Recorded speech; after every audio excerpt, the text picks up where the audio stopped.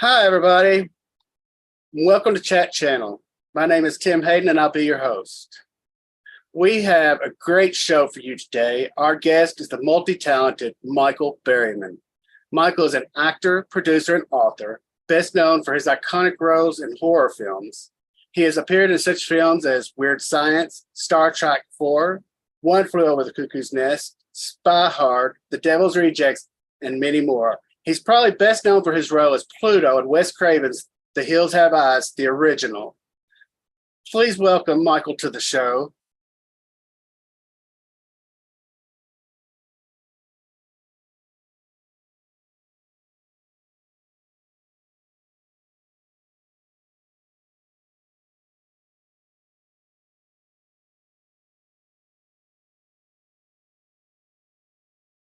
And feel free to ask questions, interact with us as we go along, and I will ask the questions as I can.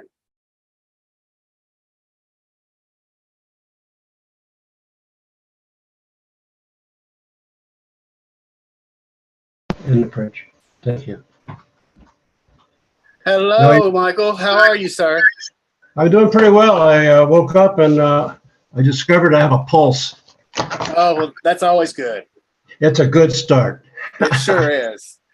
Well, I want to start off by letting everyone know that you were born with hypohidrotic ectodermal dysplasia, which is one of more than 100 types of ectodermal dysplasia. Starting before birth, these disorders result in abnormal development in ectodermal tissue, particularly the skin, hair, nails, teeth, and sweat glands. Did I cover that right, sir? You guys are absolutely correct, sir. I just want everybody to be aware, what we're talking, because we'll be talking about that off and on throughout the show. I'm going to start out a little different than I normally do. I really, really want to talk about your book. You just authored a book and put it out in January. It's called It's All Good, a Michael Berryman memoir in my own words. Can you tell us a little bit about it? Yes, there it is. Perfect. That's my father, me, and my sister. It's my memoir. I wrote it all myself. It's available on Amazon, Barnes & Noble, Kindle download, and very soon I'm going to do a audio version. So awesome. It's time. It's a very good read, and I appreciate any help that your viewers could. If you enjoy it, please share and let a friend know. Absolutely. But I'm curious about the organization you work with. When it's time, could you tell me a little bit about that situation? Yes, sir. Started a foundation called the Necrotizing Fasciitis Foundation. For people who don't know who necrotizing fasciitis is, it is also known as the flesh-eating bacteria in the news. It's a bacteria that it spreads so rapidly that you have hours or days to get diagnosed and treated before it starts affecting your organs, or you lose a limb, or worse, you could die. And the biggest main reason people there's such a high mortality rate is misdiagnosis. I am a survivor of it. I had it back in 2006. I just felt like I had the flu. I just felt horrible. That was it. Nothing hurt specifically. But when I got to the hospital, even the ER doc didn't recognize it, and he was going to send me for testing. Luckily, there was an infectious disease doctor on who saw it, who had dealt with it before, and he said, "Oh no, take him right to the OR. We need to start debriding that right now. I know what that is." So they caught mine really early, and trying to research it, trying to find out aftercare and things like that, there was nothing. The doctors could only say, well, maybe, and they're basically basing it on burns, because that's how they kind of put you in the burn unit, basically, when you have it. And so I started me and someone else started a support group online, international support group, to where you can get your best information from people who've survived, who've gone through it. And yeah, raising awareness is our main goal. And I think one of our doctors, who sees more NF than anybody else, she came on about a year ago and said that since the foundation has started, now I'm not taking credit just for the foundation, but since the foundation started 6 years ago, mortality rates dropped 5% already. So that's wonderful. Yeah, it's a real wake-up call when you're in a club with a small roster. yes, it is. Yours is even smaller than mine. I mean, I thought mine was small, but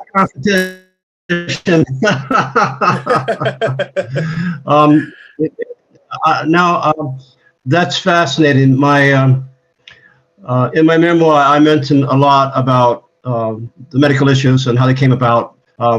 Just to keep it short, my father was a very renowned neurologist, brain surgeon. He was Muhammad Ali's neurologist. In the memoir, really? I talk about how, yes, sir. He's from here. He pioneered.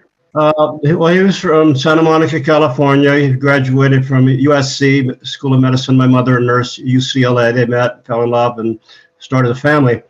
Now, my father also the which measures the midline of the brain. I remember when he ordered a oscilloscope from Texas Instruments. It was the most sensitive on the planet, and on the screen he would send a chart. Well, he could find echolocation of the central areas of the brain to see if they have moved away from the midline, which was an early way of diagnosing tumors, for instance. He taught a lot of postgraduate work for surgeons at our home. And as a young boy, teenager, I would bring my friends over, and we would look at the jars of various. We had slabs of brain with holes from teach stuff. So as a kid, I went, "Wow!" Well, being in a medical background, the best approach when you have syndromes, as they're called, is honesty. You need honest information. If you know it's right, that's great. If it's conjecture or we're guessing, please let the patient know. There are always alternatives. Now, my father went to Nagasaki and Hiroshima. He was a Marine surgeon and neurologist, and then the Navy brought him to an island called Japan, and he went to Nagasaki and Hiroshima after the bombs, and did some research there. I've got photographs, which I do not share, of vaporized humans, shadows on walls. A big advocate of take care of our people, take care of everybody's. Everyone should be able to go to sleep and not have to sleep with one eye open. I'll just kind of put it in a nutshell. I'm not a big fan of aggression or war, but at all. I could talk.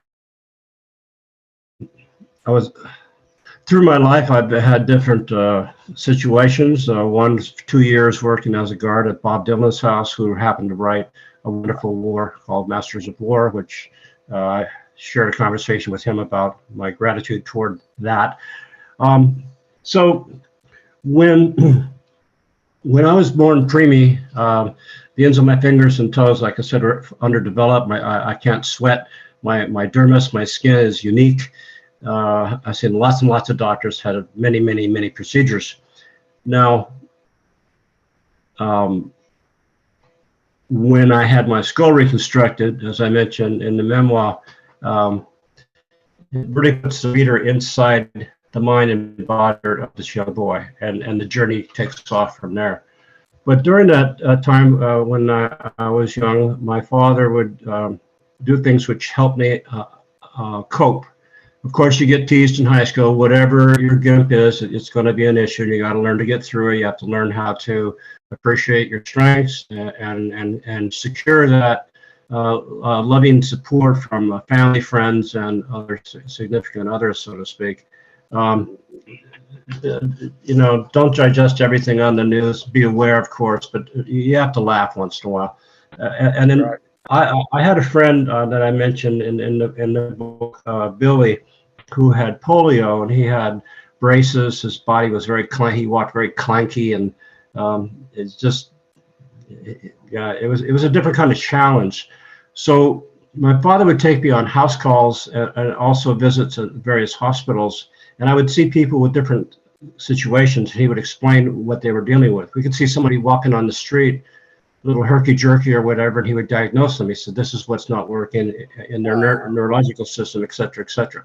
So over the last 70 years, I've worked with people like Dr. Paul Wharton out of the University of Florida for the facial cranial anomalies organization, which is benefited by the Bogey Creek Gang, which is my friend Paul Newman, who I met when I did The Crow, General Schwarzkopf, and Arnold Palmer. And Paul's food products, for instance, it all goes to help families that have children in need of facial or cranial reconstruction. And it's all paid for. They even have people house sit for them, take care of their animals if they have a farm or ranch, so the whole family can be with the children when they're seeing the specialist. And they also have a camp in California, and I'm sure he's built some since then. That being said, I was very blessed to have a family that understood my condition.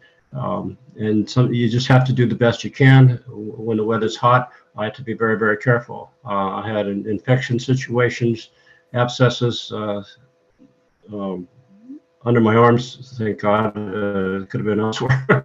And we tried many, many different things, from antibiotics to, I even had one doctor recommend that I spend time in a hyperbolic chamber. I'm a certified scuba diver for sport, not professional, but I studied. And so he was thinking of a high oxygen environment. You have to be monitored because too much O2 is not good, but not having enough could be an issue as far as staph infections, et cetera, et cetera. Now, your situation sound, I've traveled to many countries, and it sounds like disease. Is that true? I'm not sure, but I do know what you were saying about what you said about not strep. You said something that you had just now. Staph. I'm sorry, staph. My brain's not working. Staph can lead into necrotizing fasciitis. Staph, MRSA, and you were talking about the hyperbaric chamber. When I was being treated after they did the debridement of my arm, which is where mine was, they took me and put me, because back in 2006, there wasn't a lot of information about NF. There's still not, but so they were like, well, strep doesn't like oxygen, so we're going to put you in the oxygen chamber, which unfortunately, you know, I'm not a diver. I've never been in any situation so it ended up busting one of my eardrums. But it did help. Right. We might have to give you some Ativan. I don't like doing MRIs. I like the open versions.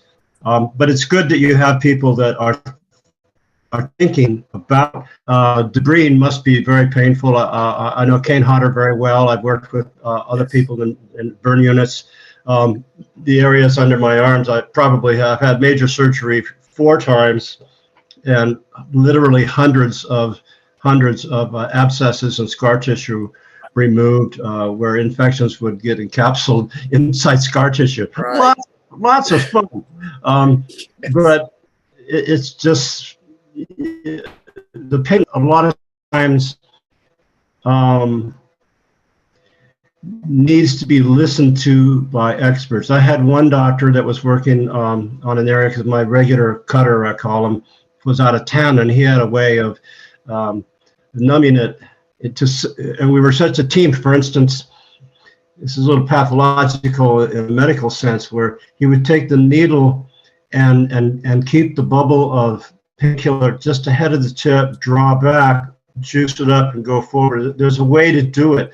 And it helped a lot, because when they're in there carving away, there could be a spot that didn't get the juice, and oh yeah, baby, that'll hurt. Well, I remember this one doctor I went to see, who was covering for my regular doctor, and he said, oh, well, yeah, I'll just go for it. He even went for it. And I said, ow, you're really hurting me. Here's the way to do it. And at first he was offended. You're telling me how to proceed. And then he realized, oh, okay, that's a better way for you. I also told him, when we got a bleeder, I said, you have to just apply pressure. I have no moisture in my body. I have ectodermal dysplasia. I don't sweat. So he had a sheet pan test with through electricity to where he could use a cauterizer. And I said, sir, no offense, but I need some salve or something because I'm not grounded. And he says, oh, you'll be fine. And he was in there about it, pretty good depth. And Sparky went Spark, and I remember grabbing him by his shirt and told the things, and then immediately apologized. And he says, oh, I'm so sorry. I said, well, that hurt me. I told you. And he goes, well, let me fix that. And then he did. But communication is what I'm getting at. And it's not everything on you find on the internet is helpful. Some is not. But it's just a strange situation. I'm glad it didn't go to MRSA because that's just hellacious. Yes, one moment. Yes. Strong.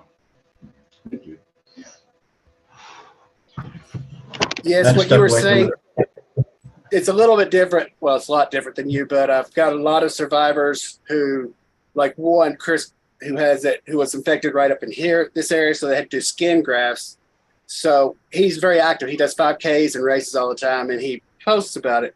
He'll sweat on this side, but he won't sweat on this side because the graft doesn't sweat. The scar tissue graft doesn't sweat. So he's like, And then another thing you were talking about, things you got to deal with, the comments, because I've got survivors who've had it on their face, where you can, mine, you can't see it. I had to point it out, which like I said, I was very lucky. But people have a lot of issues with coping, with the new them, and being your own advocate. I'm with you on that. You've got to communicate and be your own advocate, 100%. It's very crucial. It just is. When I met Paul Newman,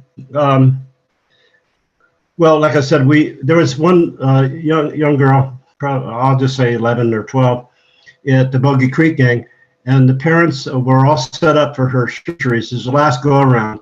She's like just ready for junior high, I guess, and she really needed the surgeries, facial, nose, some things going on there. And she had so many surgeries prior, she said, no, I'm done. It hurts. I don't want any more. And then they're talking to her, the specialists, the best surgeons on the planet in the country, and they go, well, she really needs it. So they came up to me with the parents. They said, do you think you could, have a conversation with her? And I said, of course. So we sat down, and I showed her the creases in my skull from reconstructive surgery, when I was preemie, and I told her about my situations. And I says, I don't like the surgeries, and she's going, yeah, I don't either. And I go, well, I was told that I have to have my nose short and it all opened up in here because I don't breathe enough at night, and that's really bad for me. And then they're going to close my corners of my eyelids on each eye because they're a little exposed, and that causes yellowing, fat deposits, and dryness, and that scares me. And then I also told her that they're going to go in through my cheeks and come up through here tunnels and put bags of blood, sew it to my bone, and put in a powder called hydroxyapatite. And when they add my own blood, it turns into like bone and will knit. And I told her, and I'm scared about that. And I said, so I don't know what to do. And I've heard about your situation with your family and your surgeries, and you're saying no, but let's do this. If you can help me understand that I'll be okay, because it had some of those surgeries. And she sat me down and she literally held my hand and patted it. And I'm a professional actor, and I was having a tough time keeping it together. And I go, yes. And she goes, well, when you get out of the hospital, your face is going to be big and puffy and look like a basketball. And then there's going to be times when you want to do something and your face will hurt, but you'll be okay. And that's what I needed to hear from her. And then I said, okay, you still haven't convinced me. But if you have your surgery done and you send me a picture of you at your prom, after everything's all what it's going to be, I'll send you a picture of my face all puffed out to prove to you that I followed your advice, and I thank you for encouraging me to do what was helpful for me, but I was afraid at the time. And it's not always fear. Sometimes it's, I don't want to deal with that pain. It's physically, it's painful. Talk to Kid Hodder about being in a burn unit. I mean, I hope he'll come on. He's wonderful. So we really, really connected, and sure as could be, she did that, and I did the same. And when I got back to Arkansas, because I think I had to go to Beverly Hills, California, and had the surgery, and then I flew back, and yeah, my face was big and fat and funny, but it helped. The procedure was necessary. So it just should. My father was a very, very well-known neurologist. Like I said, he was Muhammad Ali's neurologist, or he read a report about him. I don't want to misquote anybody, but he believed that if a family member dies and there's doctor bills left over, that the family or estate doesn't have the ability to crush them and sue them for, now you got to go for bankruptcy. He put it in his will, and he was on a board of reviewers for Los Angeles County, and doctors occasionally would be summoned in front of this commission board, and they would go, board of review, why do you charge this much money for an EEG, for instance? And my father's explaining, this guy says, well, I went to college and medical school in 6, 7, 8, 9 years, and I got a mortgage and a car to pay. I charged $75. My father goes, great. How long have you been doing this? Well, since I got out of med school, almost 4 years now. Okay. How many have you read? And the guy goes, hundreds. And my dad goes, I've been doing it for 35 years and I've read 500,000, and I only charge $25. How does your expertise justify in comparison? And it wasn't a monetary issue. The conversation was about ethics. Right. And that's where I tip my hat. When I do these court conventions and film conventions, so the most incredibly decked out people at horror conventions. I mean, some have spent a fortune, some made themselves. So that it's wonderful. It's theater. And you go, so what do you do when you're not at a show dressed up like whatever? Oh, I'm a clinical psychologist, or oh, wow. I mean, smart people. I'm talking about smart people, but they all have hearts of gold. There's no judging, and you can see people with severe disabilities. There's a gentleman that I see at some shows. He has no legs. He's probably in his 60s, and he books around on a skateboard. You'll see many. Just start going to some horror conventions and just be with the family, because that's really how it is. You can go to a sports convention or other venues, and I had that, and yeah, fine, whatever. But if you want a real grounded situation, I recommend them. Well, the horror convention, the whole community is like a family. I mean, my very first guest on this show last year happens to be, well, he's a friend now. He's a friend of yours. It's Dave Sheridan. Oh, Dave's great. Dave is. He is. I missed the chance to meet him. He was here in my hometown helping. He's producing a local horror film here. And I missed you in Lexington because I couldn't come to Lexington. I'm in Kentucky, and you were up there with Dave and Kane. You guys just got some severe weather, I believe. Yeah, we've had some pretty bad stuff come through. Louisville got hit the worst this time. Yeah, that's right, Louisville. I'm about an hour and a half west of Louisville. True. I love that area. Good people. I am near Evansville. I'm across the street from Evansville. Yeah, been to both places. I figured you had. I had to. Yeah, it's one of the joys of our traveling is the meeting, locations, and also people. So how is the organization continuing as far as awareness, support, and we operate first like a resource library of notes, references of other cases, so people can kind of garner some information?